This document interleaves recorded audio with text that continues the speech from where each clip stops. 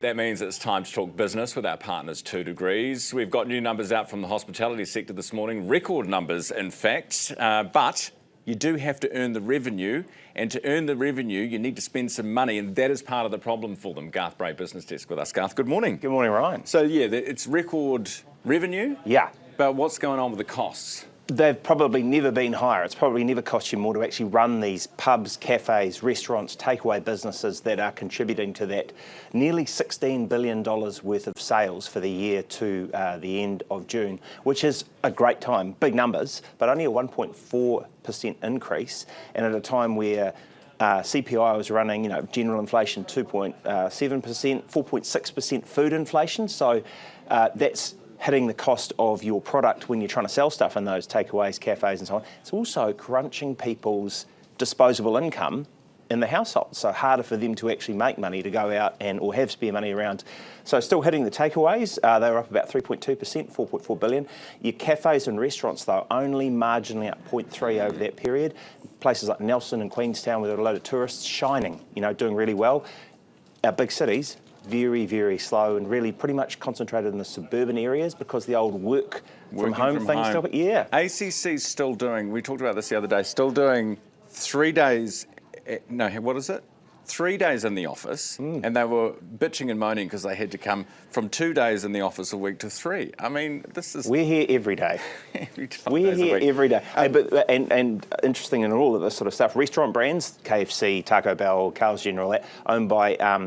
Finaccess made the formal takeover offer for them yesterday on the market, saying, there we go, we want to take it private, basically. Okay. So obviously seeing some prospect for takeaways to grow even better. Yeah, because takeaways is an interesting one, because takeaways is, presumably requires less labour than a cafe where you've actually got to go and clear the tables and everything. Plus the Uber Eats and the Deliver Easy and all these other DoorDash apps just going nuts. The labour costs were quite high, weren't they, in that report? 40%. It's a record level. And a record workforce as well, 146,000 people working in hospitality. So again, and actually interesting, 2.3% increase in the number of outlets or businesses starting up. So people are still having a crack.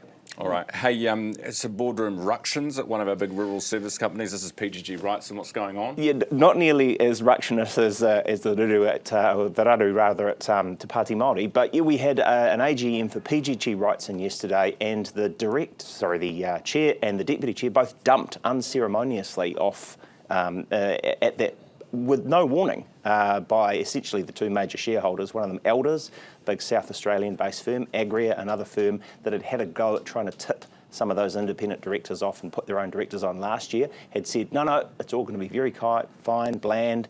The chair, Gary Moore, was telling our Riley Kennedy, he was gobsmacked, sort of came out of nowhere, especially when they had said that they were looking at, I think, about 60 million operating EBITDA, basically a full year forecast above that level for the coming year, because they can sort of see things improving still in the rural sector. So a bit of a surprise, still no explanation for exactly why that change was made from the major shareholders, and that led to a trading halt for a couple of hours while they worked out what on earth had gone on. All right. Hey, just finally, TradeMe, if you do business on TradeMe, you'll know you can use a bank transfer to get money between you and your customer, right? For another couple of weeks. And then they're going to what?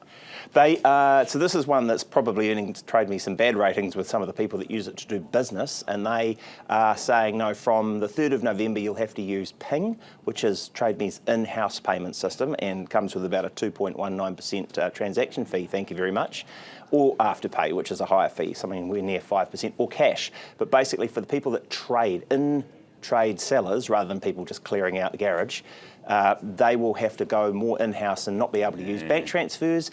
TradeMe says it's safety and security. The people who use it are saying, yeah, mate, you're shoring up your revenue, basically. Yeah. Well, you can't blame them, I suppose. We don't really like TradeMe that much anymore because they're all saddled up with stuff. Well, look, it's our competitor. People use it, but Facebook Marketplace, look at how that's grown as a place for you to dump stuff. I've used it against my better judgment and found it actually pretty reasonable. What are you dumping on Facebook?